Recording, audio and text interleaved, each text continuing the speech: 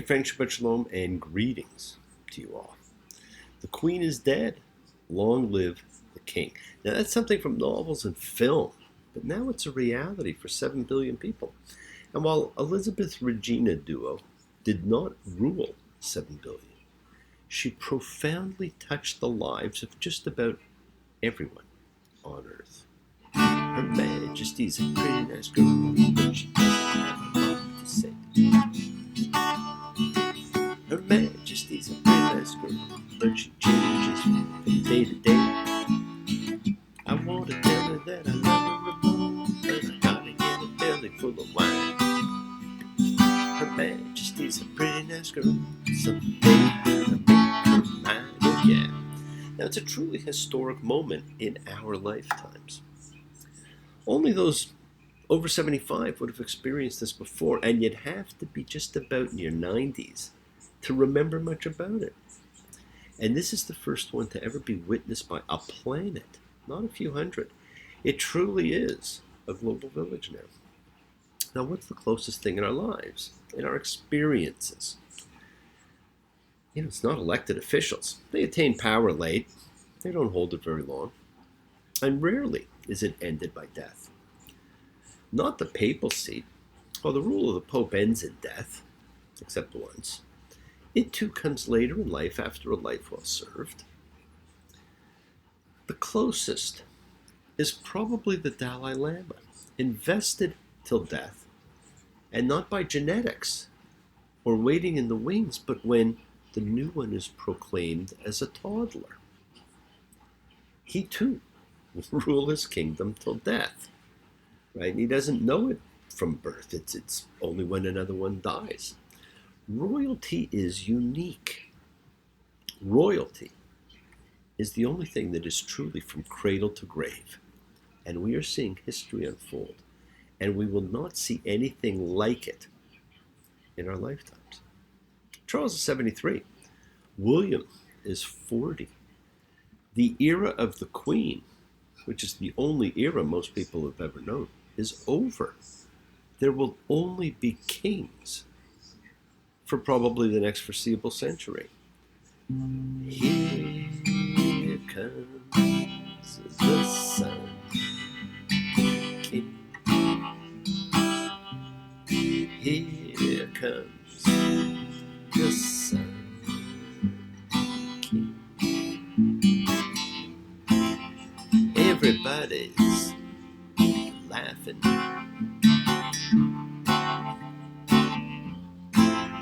Everybody's happy.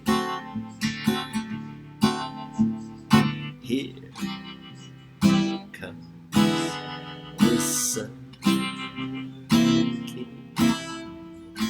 We're also at the time of a very dark anniversary, as we were in the grips of 9/11. It is one of those dates, kind of like the Kennedy assassination, that you remember where you were when it occurred. And it's 21 years ago now. These are all endings that bring new beginnings. And of course, we're only 2 weeks away from the annual new beginning, Rosh Hashanah, which means head of the year. But we tend to call it New Year's. We say Shana Tova, a phrase that means good year, not Happy New Year, but we think of it as Happy New Year. Well, it's not really New Year's. It's almost like a hybrid kind of New Year. It does wish a good year, but not really in the physical sense. No, it's in the sense of the spiritual year. You get to reset your soul. You get 2 opportunities a year, and this is a reset button, my friends. And there's a phrase that's used during the period between Rosh Hashanah and Yom Kippur, and that is Ketiva Vachatima Tova, a phrase meaning a good inscription and sealing. On Rosh Hashanah, the 3 books are opened. The book of the righteous, the book of the evil, and the book of the intermediate. 2 are pretty obvious. And your name is inscribed in one of these books, and you look at that mirror of self, you contemplate your life, your status, your standing. On Yom Kippur, it is sealed. You have the 10 days of awe before the seal to take any steps you need to take. And in the blink of an eye, you can move mountains. Now, you haven't read about it yet in the Bible because it's not referred to as Rosh Hashanah in the Torah. Its biblical name is Yom Teruah, a day of blasting, because it's the horn blasting, the horn being the shofar. So why is this holiday with no real name and no real purpose listed? All we know is it's to be held on a specific day. And why is that date given to us as the first day of the 7th month? That's the month of Tishrei. The sign of Libra corresponds to Tishrei. And of course, all the months were based upon the signs of the zodiac. In the 7th month of the astrological year that begins in Nisan, sign of Aries, in Hebrew, Libra is Muznaim, which means scale. In ancient times, the scale was used by putting the objects to be weighed on one side and stones and units of measure on the other. In our modern times, we use digital scales, and the visual effect of the traditional scale has kind of been lost. But the idea of the scale is so that you can obtain balance. On Rosh Hashanah, this metaphysical action takes place when all of our actions are being weighed, the good deeds and the bad deeds. The scales are examined. According to how the scales tip, the decision is made. Who will live, who will die, who will be rich, who will be poor. These are all times of gathering. They're the gatherings of people in common grief and gatherings of people to celebrate new beginnings. But another of the times we come together is we gather in our group celebrating common belief and faith.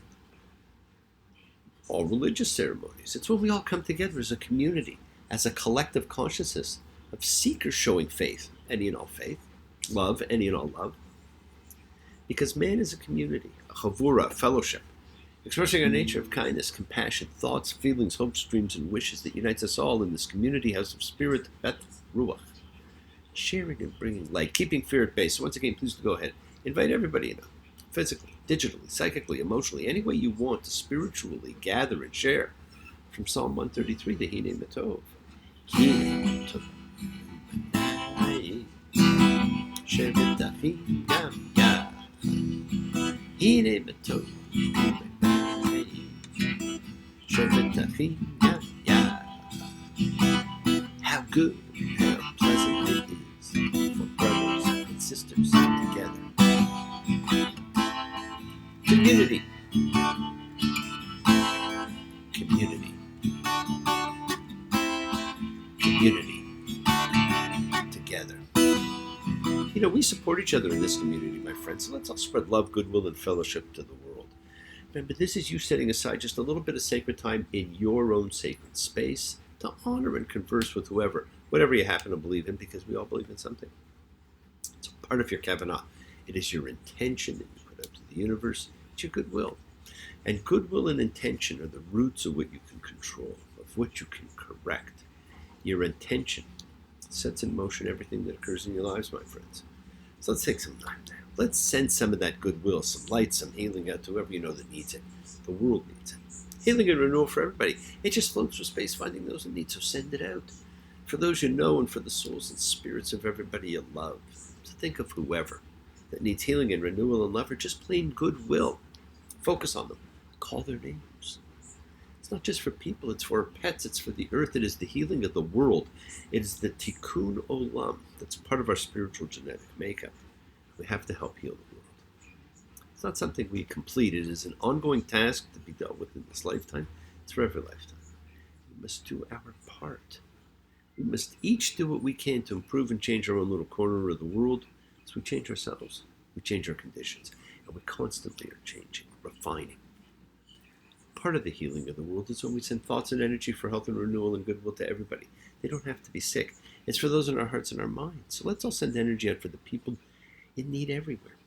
Special thoughts and prayers for people in your lives, like for Fern and Johnny, for Dory and Jules, for Iris, for Agent K, for Snoopy, for Builder, for Sadie and Nina, for Lucy and Dave and Mookie and Alex, for those suffering, those in need. Let's not forget to include the familiars of our lives, all of our sacred animal friends, everywhere. For everybody you know in need, for the whole world, and for Rosemary. Friends, it is the kindness, the healing wishes, the goodwill and love we all send out. It just circles the world, finding those in need. So thank you, each of you, for all you do, for all you care, because the world is a world of spirit, and spirit, my friends, never dies. Me. Sheperach Avotenu Makor HaBracha Limotenu. May the source of strength bless the one who's made for us. Help us find the courage, make our lives a blessing. The renewal of body, the renewal of spirit. When I say, Amen. Be Sheperach, let us all have our spirits renewed. This, my friends, is the great prayer for healing, in which we call upon God to heal as He's healed before.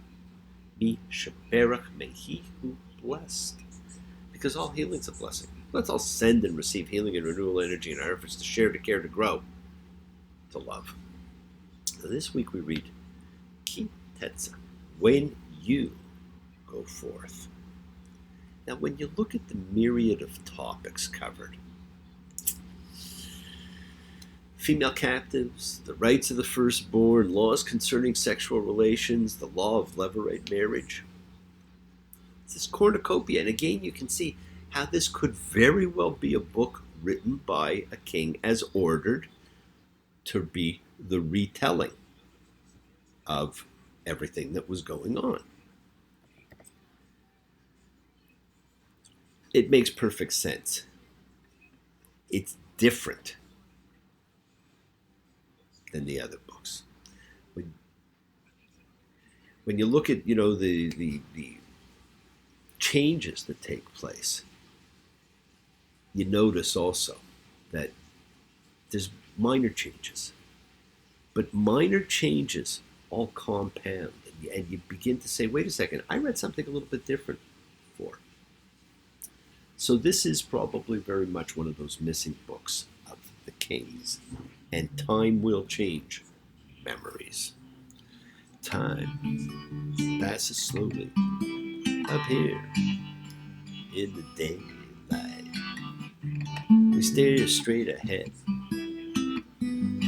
Try so hard to stay right, like the red rose of summer blooms in the day. Time passes slowly and fades away. Now, what you probably noticed is much of this book of Deuteronomy, this retelling of law, is actually deep down concerned with rules that relate to decency and humanity. We're going to read that today.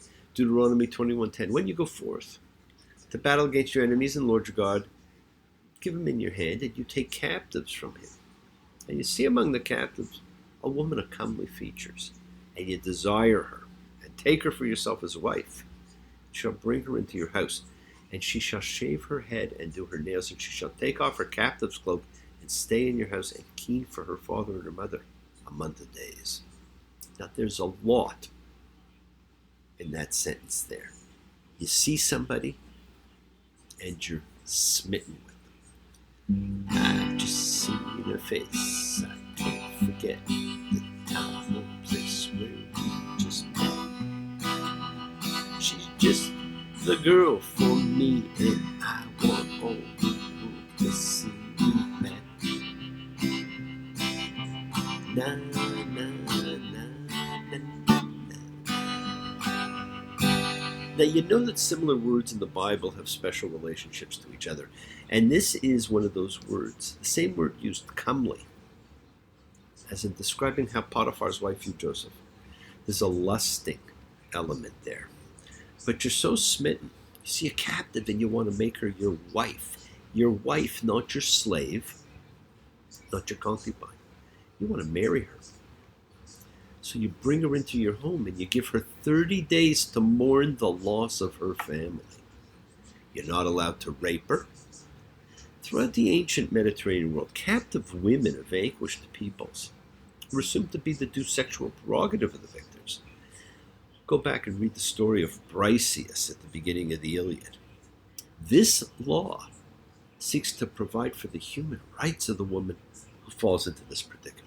And it emphasizes an extraordinary sensitivity to the humanity of of captured women. There were rules. The Israelite soldier is not permitted to rape her. He can take her as a wife, but even then, he has to give her the time to mourn the loss of her family. And if he takes her as a wife and then rejects her, he has to let her go completely free. He can't treat her like a slave to be sold. And believe it or not, there's a section in here that deals with having more than one wife and the treatment of the children of these wives. Deuteronomy 21:15, and we've read about that throughout the entire Bible so far. Should a man have two wives? One beloved, one hated. Kind of like the story of Jacob. And the beloved one and the hated one bear him sons. The firstborn son be the hated ones. It shall be on the day he grants estate to his sons of what he has, he shall not be able to make the beloved one's son the firstborn over the firstborn son of the hated one. And yet we saw that happen over and over and over again with the patriarchs. Now this talks of the maintenance of the law of inheritance. And that rule's in place, can't be changed just because you prefer one to another. Now, of course, all the patriarchs were guilty of this, like as I said. So this may very well be a do what I say, not what I do kind of rule. But it's the retelling of the law. It's the law. It's not necessarily what was followed. The essence of the section is that rules are set out to ensure decency of humanity. Deuteronomy 22:1. You shall not see your brother's ox or his sheep slipping away and ignore them. You shall surely return them to your brother. And if your brother's not close to you, and you do not know who he may be, you shall gather it into your house, and it shall be with you until your brother inquires for it, and you return it to him. You have an obligation to return lost property. And of course, brother here means more than brother. It means compatriot. There's a list of rules. There's rules forbidding cross-dressing. There's rules regarding sexual relations, especially in terms of having sexual relations with relatives. And we see the law which became the Levirate marriage, which we first saw in the Judah Tamar story in the middle of the Joseph Chronicles. But I want you to keep in mind, the real underlying theme, which you see throughout this entire book of Deuteronomy, is be excellent to each other. It's something that we should all still practice, and something to think about as we get ready in 2 weeks for Rosh Hashanah and that time of judgment that faces us all. Yes, my friends, the world is sacred. So is everything in it. Express your gratitude, light a candle, make a wish. Celebrate your life and the lives of those you love. Share your feelings with them. Live free, be free. Honor your freedom. Be well, be happy, be blessed. Share and honor the light, and all who live in the light and continue to shine. And continue to send everybody you know goodwill and love. Pray for peace and freedom for everyone. An end to terror and hatred, a smooth transition for the King. Remember, friends, we're a community. We learn together, we celebrate each other, we love each other, we share the ride together. Men and women equally. So let's send out love, not fear, send out peace, harmony, goodwill, and healing to all who need it. Please do. Learn to forgive and learn to love. Open your hearts. Honor the relationships of your life. Tell those you love that you love them. Take advantage of the time that you have and enjoy the journey. We take the twists and turns and the patterns that weave through the fabric of our lives in our effort to grow, to learn, to be, to love. So please do love. Now bless you all. Have a fantastic week, a week of love and light, a week of peace, a week of miracles. Examine your intentions. Use them to imprint your will on the universe. As we set in motion all that happens in our lives, it's our intention, our kavana, our cause, our effect. Everything's linked. You have the time to forgive and be forgiven. You have the knowledge of what's good and bad. So acknowledge it and apologize and ask forgiveness, but do so with sincerity. Accountability, vulnerability. Forgive those you've hurt as you learn to be forgiving and compassionate, because the secret of forgiveness, compassion, and peace, it's in acceptance. Can you accept yourself, other people in the world as they are? Can you accept life as it is without trying to control it? Because if you do, you can experience the peace that acceptance brings. And work to be present in the body, my friends.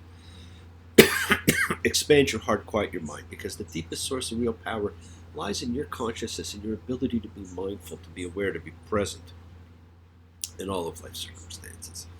Make the most of your time in life. Continue to touch and transform the lives around you, because you're never alone. You're forever blessed, and you have the ability to bring blessings to everybody. Health, love, renewal to everybody you meet. We're all energy. Energy cannot be destroyed. It can only be transformed.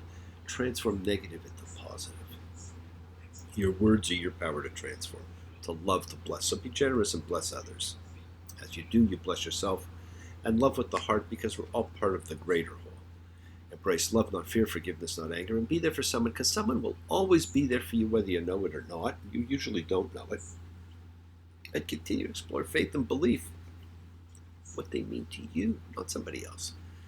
And never accept shame as a natural state. Whatever you feel others have felt, whatever you've experienced others have too, we share together. We learn together. We help each other because we're each of us trying to find love and acceptance and support. We all have or could have that special someone in our lives, so find them. Tell them what they mean. And remember, you're never alone on your journey to your promised land. Keep forgiving those you need to forgive. Keep asking forgiveness from those you need to ask forgiveness of. And enjoy the week. Continue to imprint your will on the universe and continue to enjoy love and freedom. Remember, friends, pay attention to those words. They have a profound effect. Be there to help others. Not for the reward, but for the decency. Because you're getting ready now to examine yourself and choose between light and dark, between good and bad. And let the light shine. Light, Mona. The stars are in sight, but tonight I'm as lonesome as can be. Oh, the moon is shining bright, lighting everything in sight. But tonight, no light will shine on me. Let the light shine, my friends, and use this time to see who you really are. Thank you for joining me. Have a great week. Please keep exercising forgiveness. Be thankful, be gracious, be kind, be loving. Believe in yourself. Continue to spread a little goodwill to the world, and never forget, you are the miracle in someone else's life. Shabbat shalom and blessings to you all. Take care.